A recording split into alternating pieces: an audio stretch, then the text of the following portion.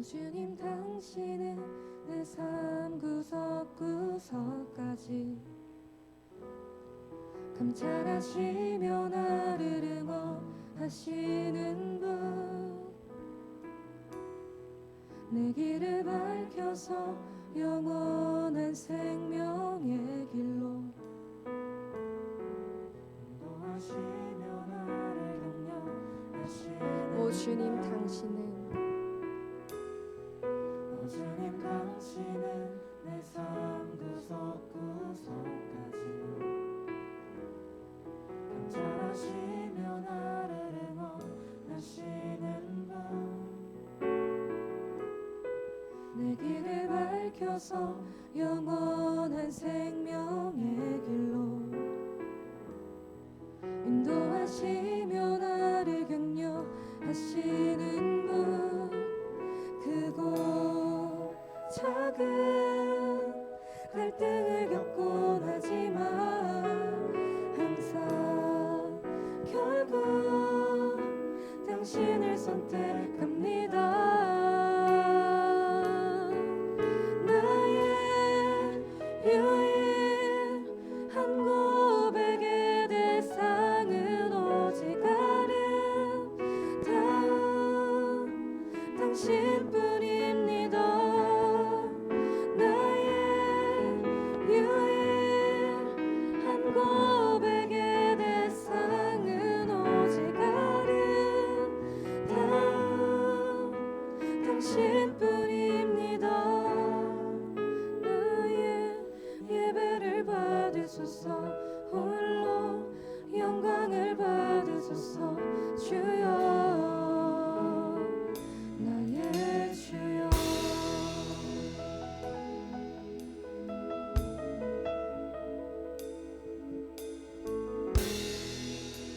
우리 마음을 다해서 한 번 더 찬양합시다. 오 주님 당신은,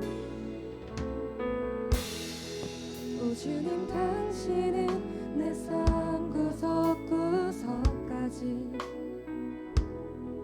감찰하시며 나를 응원하시는 분,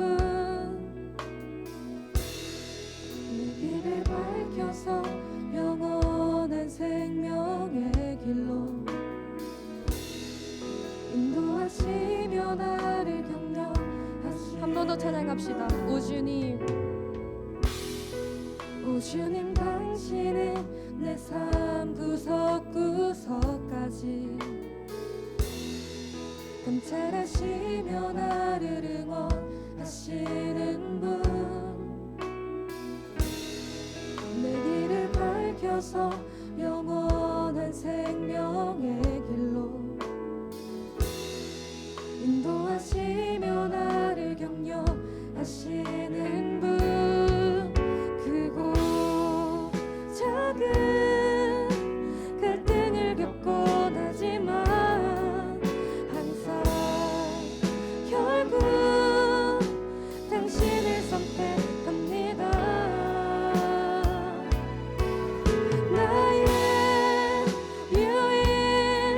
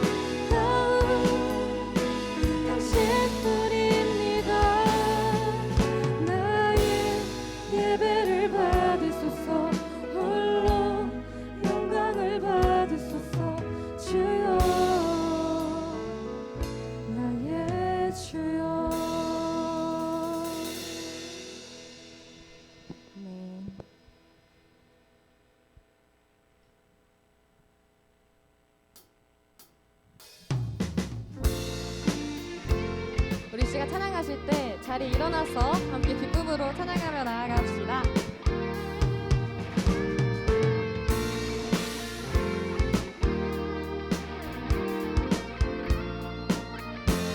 산과 시내와 붉은 노을과 땅의 모든 것 주 다스리네. 내 안에 갈망 유일한 소망 주님 날 다스리는 것 주 오셔서 통치하소서. 헛된 나의 꿈 어둠 거두사 내 모든 것 다스리니 오셔서 다스리소서.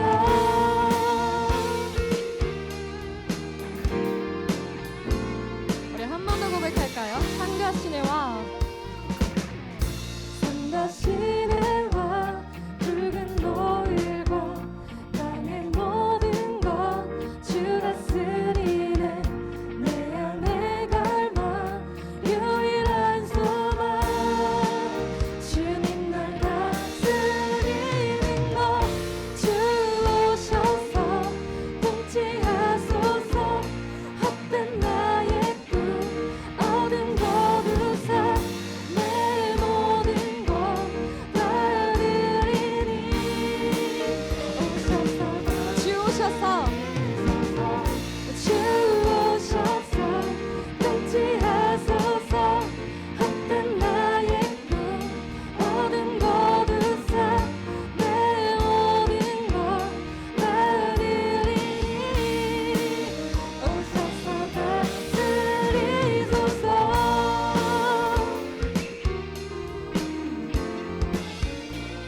우리 2절로 찬양합시다. 생각을 넘어 모든 말보다 나의 생활이 말하게 아멘. 세상 그 어떤 것보다 소중한 내 주님. 한 번 더. 생각을 넘어 모든 말보다 나의 생활이 말하게 하소서. 세상 그 어떤 것보다 소중한 내 주님 날 이끄시는 주 오셔서 통치하소서. 헛된 나의 꿈 다시 한번 나의 주님 오셔서 주 오셔서 통치하소서. 헛된 나의 꿈 어둠 거두사 다시 한번 나의 주님 오셔서 주 오셔서 통치하소서. 헛된 나의 꿈 어둠 거두사 다시 한번 나의 주님 오셔서 다스리소서. 주 오셔서 통치하소서. 헛된 나의 꿈 어둠 거두사 다시 한번 나의 주님 오셔서 다스리소서. 오셔서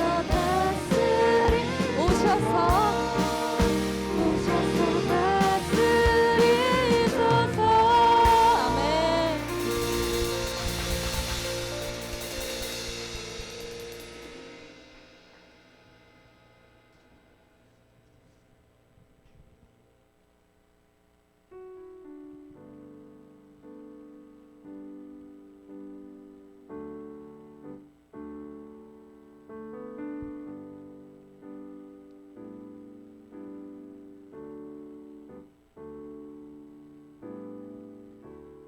은혜 아니면 살아갈 수가 없네.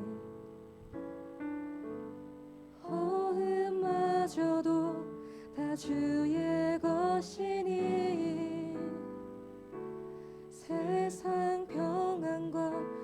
위로 내게 없어도 예수 오직 예수뿐이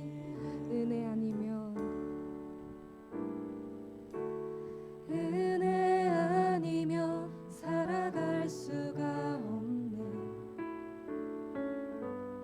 호흡마저도 다 주의 것이니 세상 평안과 위로 내게 없어도 예수 오직 예수뿐이네. 그 신계획 다 볼 수도 없고 작은 것 안에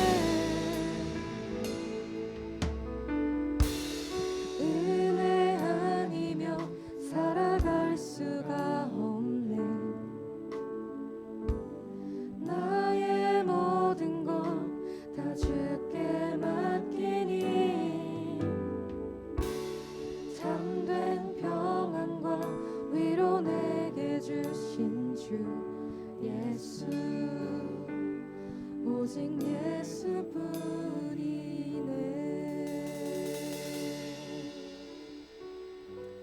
아멘. 이 시간 기도하실 때 우리는 크고 작은 갈등을 겪고 아주 작은 고난에도 지치는 우리이지만 그 갈등 끝에 결국에는 오직 예수님뿐이라 고백하는 우리의 삶이 되게 해달라고 이 시간 이 기도 제목을 가지고 함께 기도하며 나아갑시다. 기도합시다.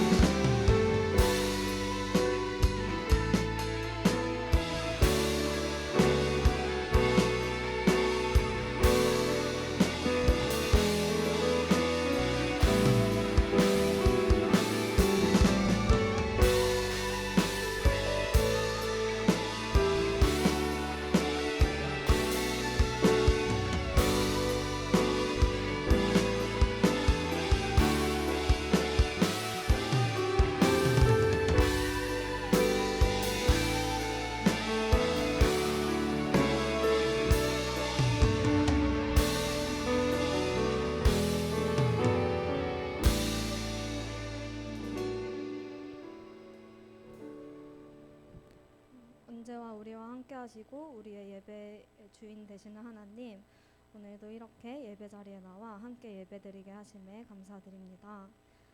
한 주간 살아가면서 예수님의 모습을 닮아가려 노력하였지만 죄 앞에 넘어질 때가 많았습니다. 학업과 직장, 관계에 있어서 뜻대로 되는 것이 없어 낙심하고 하나님을 원망할 때도 있었습니다. 저희의 이런 죄를 용서하여 주시고 주님께서 지으신 형상대로 주님을 닮아가는 삶 살아갈 수 있도록 힘과 능력을 허락하여 주세요. 청년부를 위해 헌신과 사랑으로 섬기는 자들이 있습니다. 이들을 한 사람 한 사람 기억하여 주시고 이들이 일로서 섬기는 것이 아닌 감사로 나아갈 수 있도록 마음을 지켜주세요. 그리고 공동체를 향한 사랑으로 섬기는 자들이 될 수 있도록 마음 가운데 함께 해주세요. 오늘 말씀 전하시는 윤성구 목사님의 입술을 주관하셔서 1청년부가 그 말씀을 듣고 한 주를 또 은혜로 살아갈 수 있는 힘을 얻길 소망합니다. 이후에 있을 셀모임을 위해 기도합니다. 셀모임이 하나의 예배임을 기억하게 하시고 나눔을 통해 은혜가 배가 되길 원합니다. 또한 셀모임을 이끄는 리더들에게도 힘을 더하여 주시고 주님께서 모든 것을 인도하여 주세요. 저희는 너무나도 연약하여 모든 것을 주님께 맡깁니다. 오늘 예배도 끝까지 주님께서 주관하실 것을 믿습니다. 감사드리며 예수님의 이름으로 기도드렸습니다. 아멘.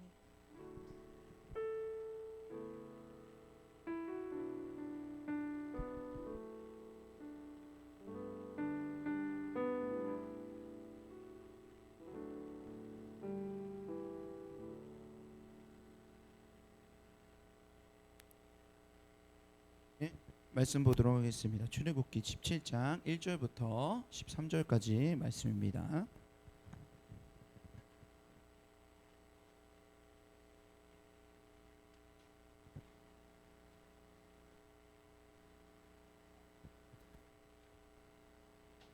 출애굽기 17장 1절부터 13절까지 말씀, 목사님이 한 절, 여러분들이 한 절, 우리 교독하고 마지막 줄은 같이 읽도록 할까요? 자, 목사님 먼저 1절부터 읽도록 하겠습니다. 눈으로 따라오십시오. 이스라엘 자손의 온 회중이 여호와의 명령대로 신 광야에서 떠나 그 노정대로 행하여 르비딤의 장막을 쳤으나 백성이 마실 물이 없는지라.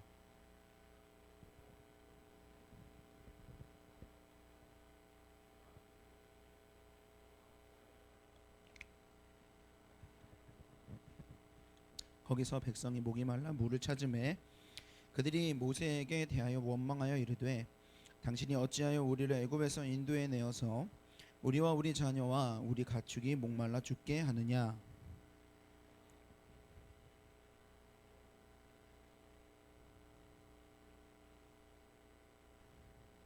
여호와께서 모세에게 이르시되 백성 앞을 지나서 이스라엘 장로들을 데리고 나일강을 치던 내 지팡이를 손에 잡고 가라.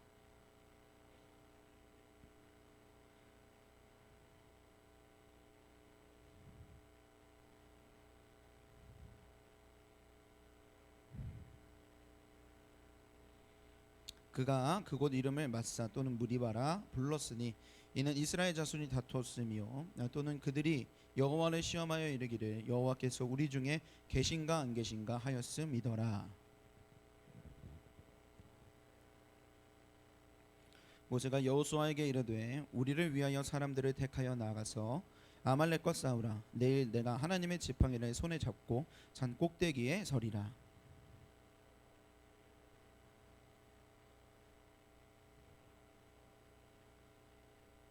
모세가 손을 들면 이스라엘이 이기고 손을 내리면 아말렉이 이기더니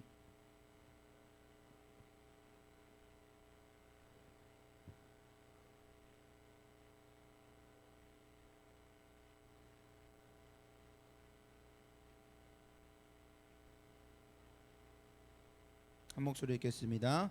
여호수아가 칼날로 아말렉과 그 백성을 쳐서 무찌르니라.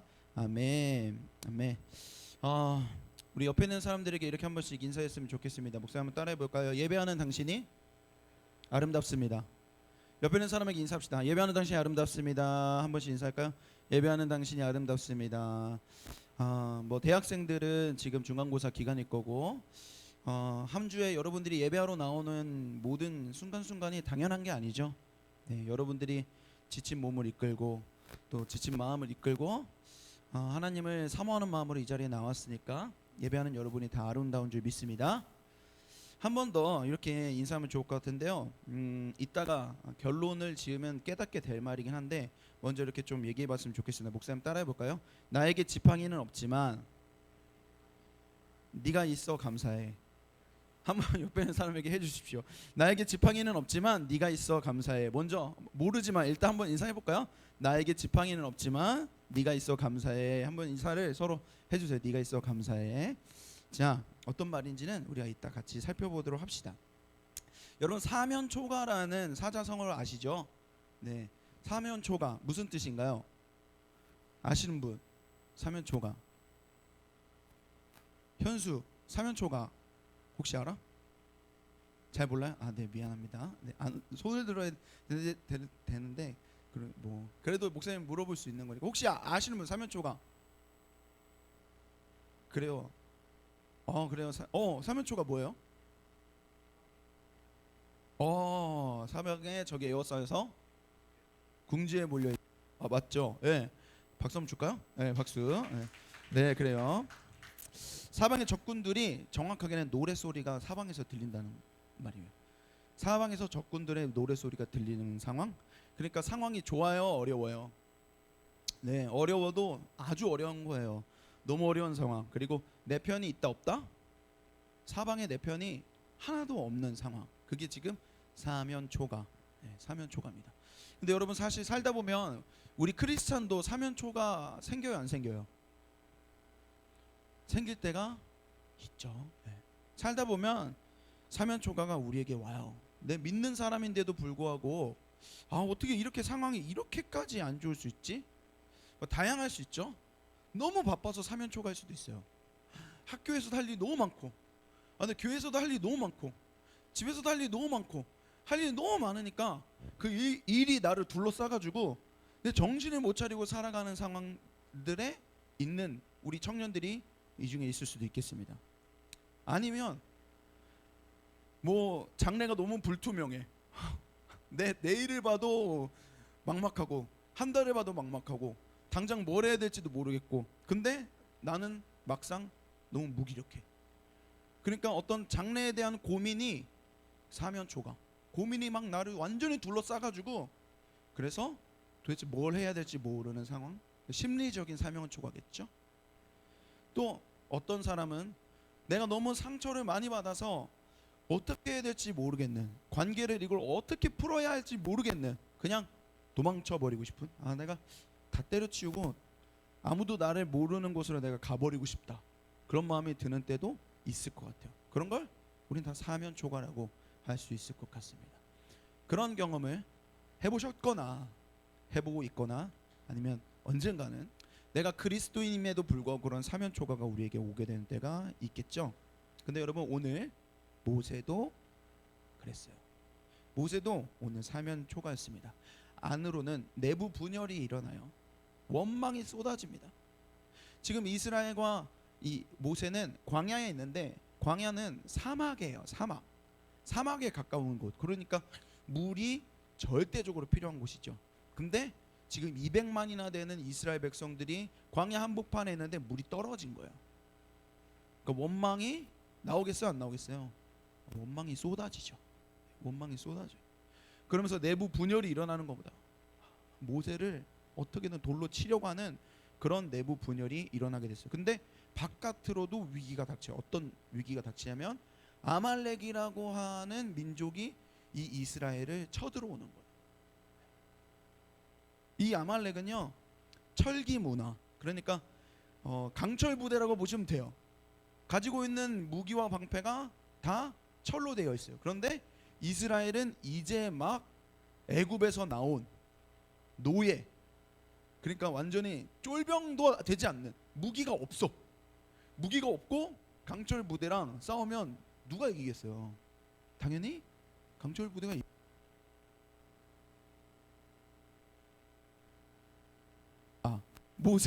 모세가 사면 초가인 거예요. 네, 사면 초가.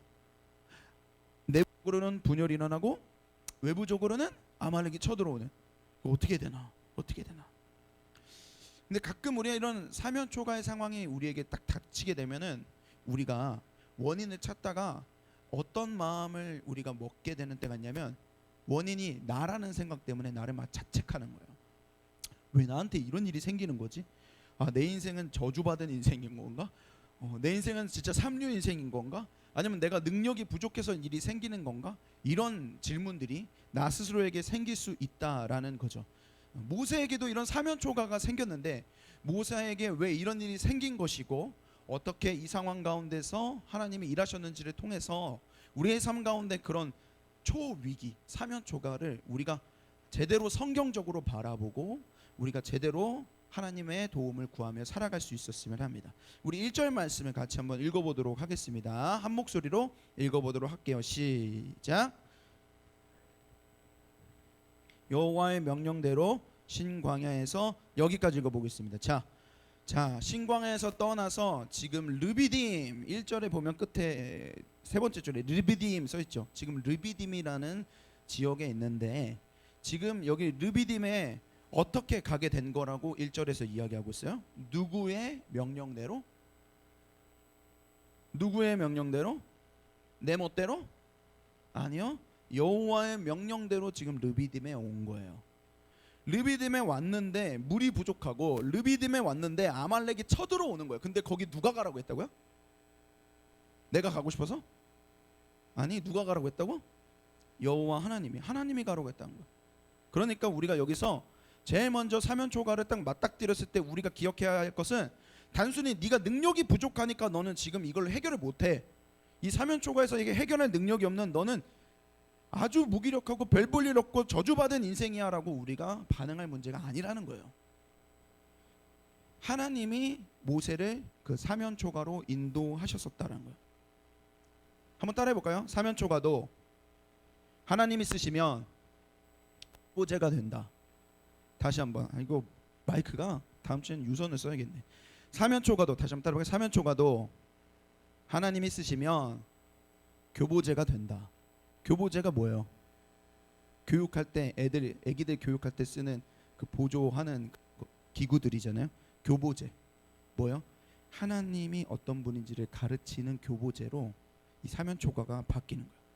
하나님이 이 모세의 사면 초가를 역전시키고, 그리고 결론부터 얘기하자면 그 사면 초가를 통해서 하나님이 어떤 분인지를 이스라엘에게 가르치시는 거예요.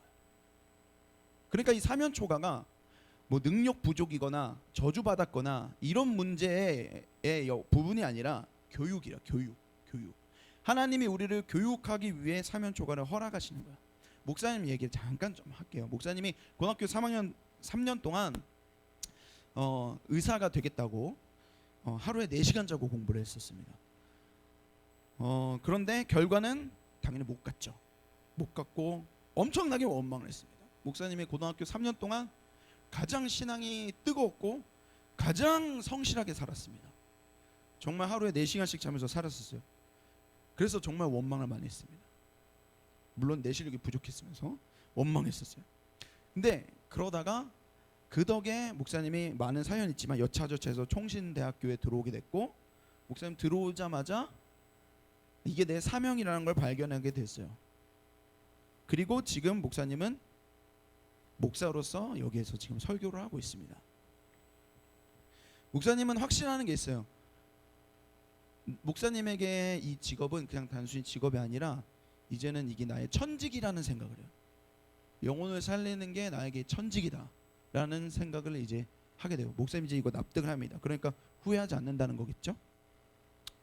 목사님이 인생을 돌아보면 진짜 많은 실패와 역경이 있었지만 돌아보고 나니까 하나님의 마스터피스가 있더라고요.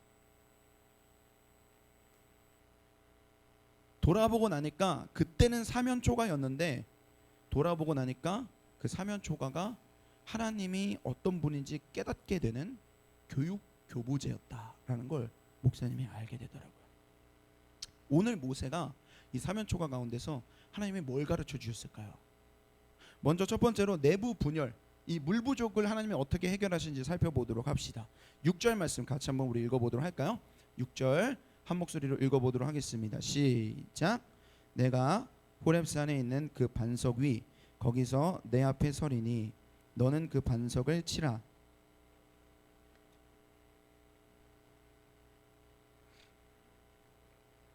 그대로 행하니라. 아멘. 자, 어떤 거예요? 물이 부족하니까 하나님이 모세에게 명령하세요. 반석을 쳐라. 거기서 물이 나올 거다. 그리고 그 풍족하게 마시게 될 거다. 풍족하게 마시게 될 거다. 근데 그 물이 반석에서 어떻게 나오느냐? 치라고 하는데 뭘로 치라고 하냐면 5절 말씀 한번 보여주실래요? 5절 말씀 보면 치라고 해요. 뭘로 치라고 써있죠? 맞춰보십시다. 뭘로 쳐라? 지팡이로. 근데 지팡이를 표현하는 앞에 뭐라고 수식어가 있어요? 뭐를 치던? 나일강을 치던 지팡이. 나일강을 치던 그 지팡이로 쳐라. 그냥 할게요. 오늘 그냥 할게. 나일강을 치던 지팡이로 그 반석을 치라라고 이야기하는 거예요. 여러분 사실 이건 모세 지팡이거든요. 모세가 가지고 있었던 거예요. 항상 어떤 지팡이였냐면 양을 칠 때부터 가지고 있었던 지팡이에요. 그러니까 이 지팡이는 그냥 nothing, 평범한 지팡이인 거예요. 양을 칠 때 양 저리 가라 여리 가라 할 때 썼었던 지팡이에요. 그거 안에가 무슨 에픽 아이템이거나 레전더리 아이템 이런 게 아니에요. 그냥 양 치는 지팡이에요. 그런데 하나님이 모세를 민족의 지도자로 세우시고 하나님이 역사하시니까 그 지팡이가 능력의 지팡이로 바뀌는 거예요. 그리고 하나님이 그 지팡이로 똑같이 반석을 치라고 합니다. 뭐라고 표현되어 있어요? 나일강을 쳤었던 그 지팡이로 반석을 치라는 거예요. 여러분 아시다시피 하나님은요 10가지 장을 통해서 이 애굽 왕 바로의 고집을 꺾으십니다. 애굽에서 400년 동안 노예 생활했었던 이 이스라엘을 해방시키기 위해 하나님이 사용했었던 방법은 애굽 왕 바로의 고집을 꺾기 위해 10가지의 재앙을 차근차근 보여주세요. 그리고 그 첫 번째의 기적이 바로 모세의 지팡이에서부터 시작돼요. 뭐냐면 나일 강물이 바뀌는 거예요.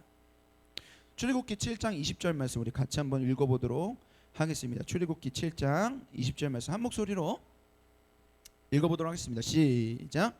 모세와 아론이 여호와께서 명령하신 대로 행하여 바로와 그의 신하의 목전에서 지팡이를 들어 나일강을 치니 그 물이 다 피로 변하고. 아멘. 모세가 지팡이로 나일강을 치니까 그 나일강물이 뭘로 변했다? 피로 변했다. 그 나일강물이 피로 변해서 물고기가 죽어서 악취가 나서 그 물을 마시지 못하는 상황이 생기게 되는 겁니다. 그게 10가지 재앙 중에 첫 번째 스타트, 첫 번째 기적이었었어요. 그리고 그 첫 번째 기적이 모세의 지팡이의 끝에서부터 시작이 됩니다. 여러분 이 재앙의 목적은요 아까 말했던 것처럼 바로왕이래요. 애굽 왕 바로를 바꾸기 위한 목적이 있어요. 그러면서 동시에 목적이 하나 더 있어요. 뭐냐면 이스라엘 백성들을 교육하기 위한 거예요. 10번의 재앙을 통해 교육하는 거예요. 뭘 교육하는 줄 아세요? 나일강은 애굽의 우상 하피를 상징했습니다. 하피라는 우상. 나일강은 이 우상이었어요. 우상이냐면 하피. 강줄기를 통해서 비옥한 땅이 형성이 되고 이 강줄기를 통해서 풍부한 물을 얻으니까 이 애굽에서 농사를 짓는 백성들은 나일강의 우상인 하피를 항상 섬겼던 거예요. 잘 섬기면 풍족한 수확을 하게 될 거라는 생각으로 제일 처음에 있는 이 애굽의 신 하피, 나일강을 뜻하는 거죠. 그런데 모세가 지팡이로 나일강을 딱 치니까 어떻게 돼요? 그 나일강이 피로 변하면서 제 기능을 하지 못하게 되는 거죠. 그러면서 뭘 가르치는 거냐면 이스라엘에게 이걸 가르치는 거예요. 하나님이 하피보다 더 크다 이거야. 하나님은 그렇게 약한 분이 아니라는 거죠. 하나님은 하피보다 더 큰 하나님이시다라는 걸 가르치시는 거예요. 그런 식으로 10번이나 가르치세요. 그리고 애굽에 있는 10가지의 우상들을 다 이기시는 거죠. 하나님이. 그러면서 하나님이 애굽에 있는 그 어떤 신보다도 강하신 하나님이라는 것을 하나님이 이스라엘에게 교육시켜 가시는 거예요. 눈높이 교육으로 가르치시는 거죠. 그리고 클라이막스가 하나 있어요. 지팡이로 나중에 뭘 하는 줄 아세요? 홍해를 갈라요. 우리 출애굽기 14장 16절 말씀 같이 한번 한 목소리로 읽어보도록 하겠습니다. 시작. 지팡이를 들고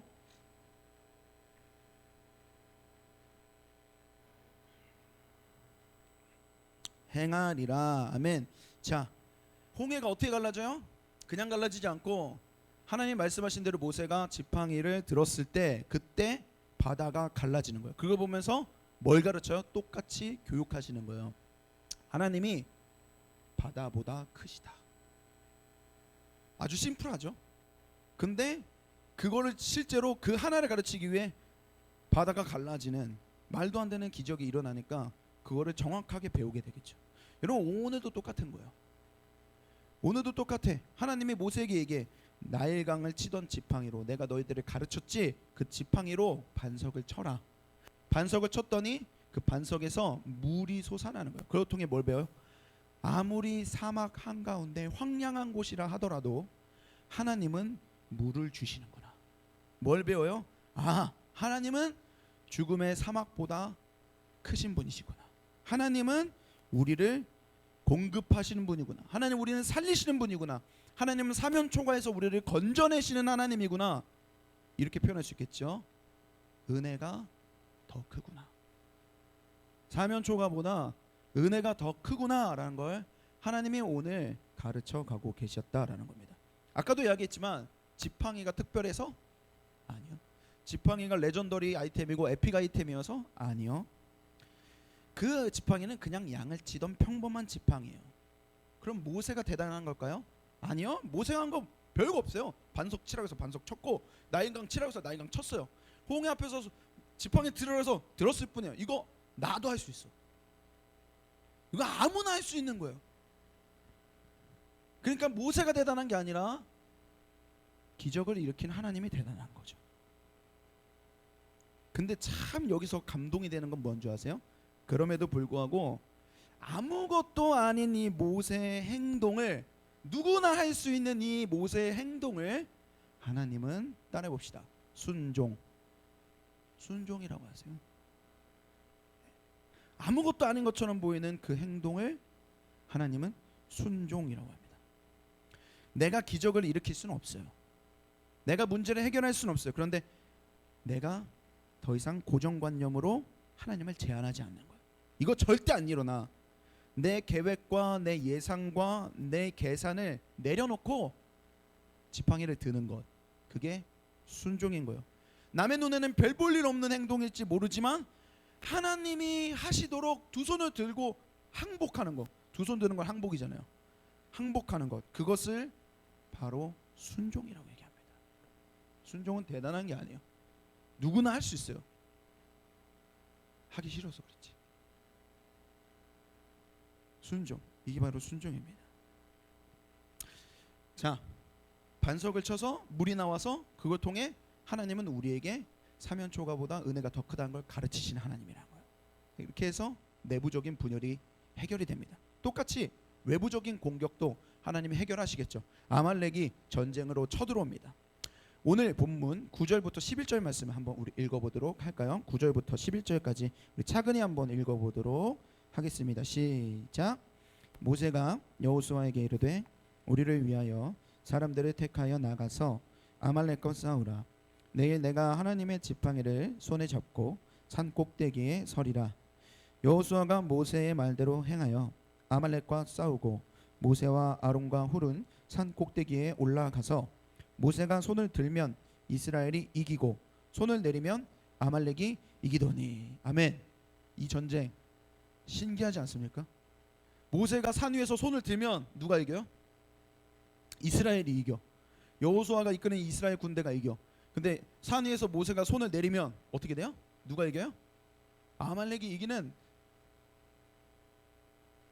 아주 말도 안 되는 상황이 벌어지게 되는 거예요. 이 산에 올라서 지팡이를 들고 손을 들었다는 거는요, 기도했다라는 겁니다. 기도. 그러니까 기도하면 우리가 이기고 기도하지 않으면 우리가 지는. 그러니까 이걸 통해서 아주 심플하지만 하나님이 가르쳐 주신 게 뭐냐면, 싸우는 건 이 여호수아가 싸웠지만 전쟁의 승패가 누구에게 달렸는가? 하나님께 달렸다는 걸 가르치시는 거예요. 하나님 아주 눈높이 교육을 제대로 하시죠. 근데 작은 문제가 하나 생겨요. 뭐냐면은요, 작은 문제 하나 생겼어요. 뭐냐? 모세가 너무 힘들어. 계속 들고 기도를 해야 되는데 팔이 너무 아파. 너무 오랫동안 들고 있어가지고 더 이상 팔을 들 수가 없는 거예요. 그때 누가 도와주는가? 12절 말씀을 같이 한 목소리로 읽어보도록 하겠습니다. 12절입니다. 시작. 모세의 팔이 피곤함에 그들이 돌을 가져다가 모세 아래에 놓아 그가 그 위에 앉게 하고 아론과 훌이 한 사람은 이쪽에서 한 사람은 저쪽에서 모세의 손을 붙들어 올렸더니 해가 지도록 내려오지 아니한지라. 아멘. 자, 누가 도와줘요? 너무 오랫동안 팔을 들고 있어서 팔이 너무 아팠던 이 모세를 누가 도와줍니까? 아론과 훌이 도와줘요. 한쪽 팔은 아론이 들어주고 한쪽 팔은 누가 들어줘요? 훌이 들어주는 거예요. 근데 이 아무것도 아닌 이 행동을 통해서 이걸 뭐라고 하냐면 이걸 중보라고 해요. 중보기도 하는 거예요. 옆에서 아론과 훌이 모세의 기도를 도와주는 거예요. 같이 기도하는 거예요. 이 중보 기도가 아무것도 아니에요. 그런데 진짜 아말렉을 무찌르어요. 어떻게 이겼냐고요? 그건 써있지 않아요. 근데 이겼어요. 어떻게 이겨요? 오합지졸 노예들이, 무기 하나 제대로 없는 이들이 강철 부대를 이기는 거예요. 그러니까 이걸 통해서 하나님 또 가르치는 게 뭘 가르치는가? 이 놀라운 경험을 통해서 아말렉보다 은혜가 더 크다는 걸, 어떤 대적보다 하나님이 더 크다는 걸, 하나님이 전쟁의 주인이라는 것을 오늘 이스라엘이 깨닫게 되는 거예요. 자, 이게 오늘 우리의 스토리입니다. 근데 목사님이 이걸 준비하면서 이런 의문이 하나 들더라고요. 내가 너희라면, 여러분의 입장이라면 이런 질문을 던질 법할 것 같았어요. 뭐냐면, 그건 모세가 지팡이가 있었으니까, 지팡이가 있었으니까 체험한 기적 아닙니까? 저는 지팡이가 없어요. 뭘 어떻게 하라는 겁니까? 사면초가가 왔을 때 나는 지팡이 이런 거 없어요. 어떻게 하라는 겁니까? 우리가 이렇게 생각할 수 있다라는 겁니다. 근데 목사님이 계속 이야기했죠. 지팡이는 아무것도 아니에요. 그냥 양치던 지팡이라고요. nothing. 그냥 평범한 양치는 막대기입니다. 실제로 하나님이 사면초가 가운데서 일하셨던 건 모세의 순종을 통해 일하신 거예요. 한 발자국 더 나가 이야기하자면, 특별히, 자, 이거 잘 들으세요. 아론과 훌의 중보 기도를 통해 일하신 거예요. 우리에게 지팡이는 없지만 우리에겐 공동체가 있는 거예요.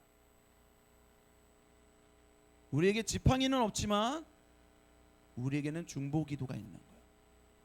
기도가 지팡이보다 강하겠죠. 가장 좋은 순종은 기도예요. 가장 좋은 순종은 기도입니다. 다시 한번 따라해 볼까요? 나에게 지팡이는 없지만 공동체가 있다. 맨 처음에 목사님이 우리 어떻게 인사했죠? 나한테 지팡이는 없지만 어떻게 인사했죠? 네가 있어서 감사해, 이렇게 얘기했잖아요. 우리에게 지팡이는 없지만 우리에게 공동체가 있는 거예요. 목사님이 우리 청년들이 제자반 하는 것처럼 목사님도 이제 어른들 대상으로 제자반을 한지 벌써 1년 반이 됐어요. 어른들 제자반도 이번에 3기가 열렸고 3기가 잘 진행이 되고 있습니다. 제자반에서는 좀 특별한 관계를 맺게 목사님이 과제를 주는 게 있어요. 뭐냐면 기도 후원자라는 관계입니다. 한 명의 제자 훈련생이요, 3명의 기도 후원자를 자기가 모집을 해야 돼요. 제자 훈련이 4달 동안 진행되는 동안 그 기도 후원자가 그 한 명의 제자 훈련생을 위해 기도해 주는 거예요. 그 3명이 한 명을 위해 계속 기도해 주는 거죠. 이 시스템이 참 특별하더라고요. 목사님이 이번 3기 어른 제자반을 하면서 초반에 그런 나눔을 했었어요. 여러분들 이번에 기도 후원자 어떻게 구하셨나요? 누구 구하셨나요? 우리 나눠봅시다 하고 나누는데 난 별 생각 없이 나누자고 했는데 전 확인차 나누자고 한 건데 누구 나눴습니다. 이거 끝낼 줄 알았는데 사연이 너무 많은 거야. 그 사연을 하나 듣는데 너무 소름이 돋더라고요. 예를 들어 이런 사연들인 거예요. 지금 이게 3기째인데 1기 때 내가 3기 훈련생이 얘기해요. 목사님 제가 1기 때 기도원자를 했고 2기 때도 기도원자를 했어요. 근데 그 사람들이 저한테 와가지고 기도원 해달라고 할 때마다 내가 기도원 해줄 테니까 한 가지는 나랑 약속해라. 절대 나한테 제자 훈련하라고 강요하지 말라. 이렇게 했다는 거예요. 내가 기도 후원자를 해줄 테니까 제자 훈련은 나한테 시키지 마라. 하라고 강요하지 말라는 거예요. 그래서 알겠다고 했대요. 그래서 1기 때도 그랬고 2기 훈련생도 그랬고 누구를 했는지 모르지만 그랬대요. 근데 자기가 그 1기 때 기도 후원하고 2기 때 기도 후원하면서 나누면서 받은 은혜가 너무 많아서 내가 절대 안 하고 했겠다고 했던 제자 훈련에 자기 발로 찾아왔다는 거예요.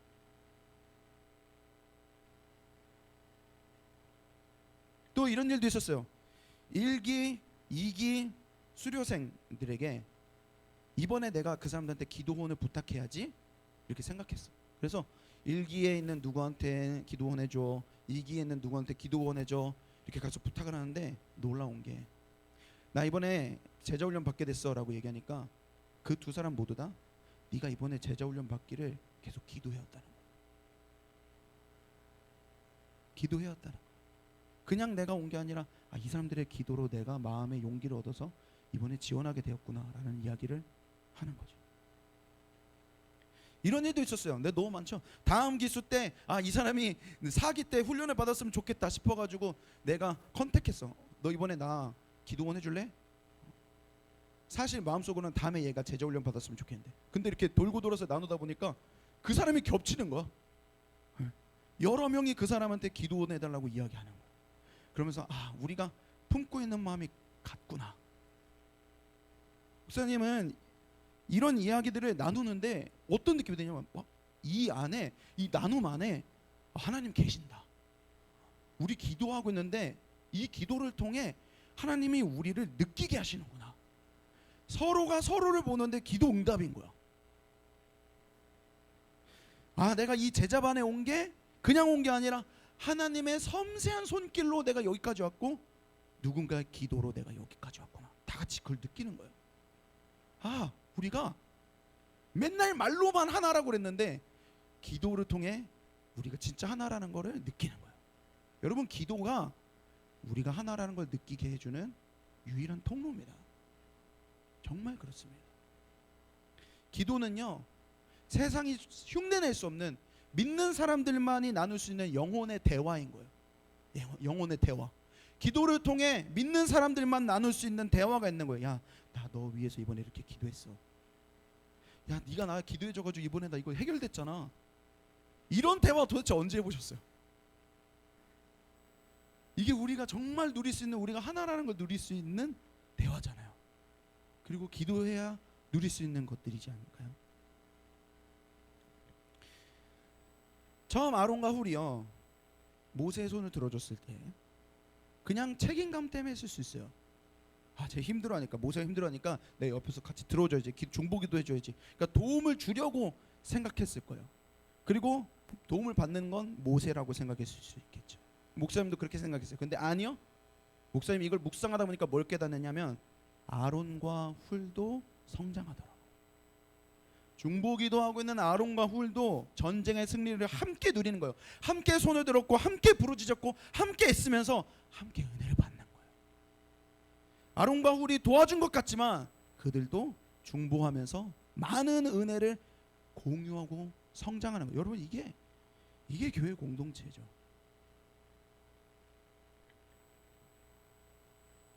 사면초가 가운데서 주저하고 있는 분들이 있다면 목사님이 얘기하겠습니다. 내 인생의 사면초가를 혼자 고민하고 있다면 그건 그냥 내가 해결해야 되는 나의 거대한 숙제예요. 그런데 그걸 나누면 우리 모두의 기도 제목, 함께 해줄 수 있는 기도 제목으로 바뀌어요. 그리고 그 중보 기도를 통해서 그 기도 제목이 해결이 되면, 문제가 해결되면 나만의 은혜가 아니라 우리 모두의 은혜가 되는 거예요. 그러니까 은혜가, 문제가 하나 해결이 되는데 은혜가 수십 배로 커지는 거예요. 여러분, 은혜는 전염이 되더라고요. 전파가 돼요.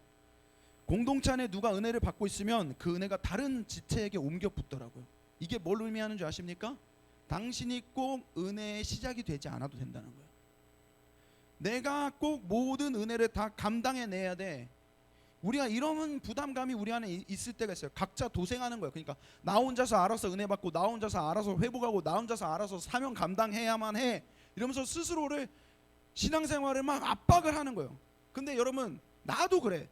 내가 항상 뜨거울 수 없거든. 나도 힘들 때가 있다고.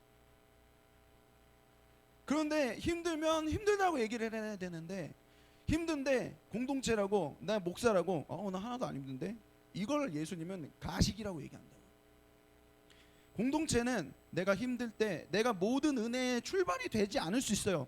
근데 누군가가 먼저 받은 그 은혜에 내가 거기에 얹혀가는 거예요. 누군가가 나를 위해 먼저 기도해 준 그 은혜에 내가 얹혀가면서 같이 회복이 되는 거예요. 같이. 그래서 바라기는 우리의 공동체가 각자 도생, 주일에만 모여가지고 그냥 알아서 생존하는 그런 곳이 아니라 조금씩은 부족해도 함께 살아나는 그런 곳이 되었으면 좋겠습니다. 미션을 드립니다. 이번 한 주 여러분의 아론과 훌은 누구입니까? 그리고 여러분이 아론과 훌로서 누구를 위해 기도해주고 싶으신가요? 찾으시고 그 기도를 통해 우리가 하나로 하나님 부르셨다는 걸 누리시는 한 주가 되시기를 주님의 이름으로 간절히 축원합니다. 우리 같이 이 찬양 주님께 올려드리고 우리 함께 기도하며 나가도록 합시다.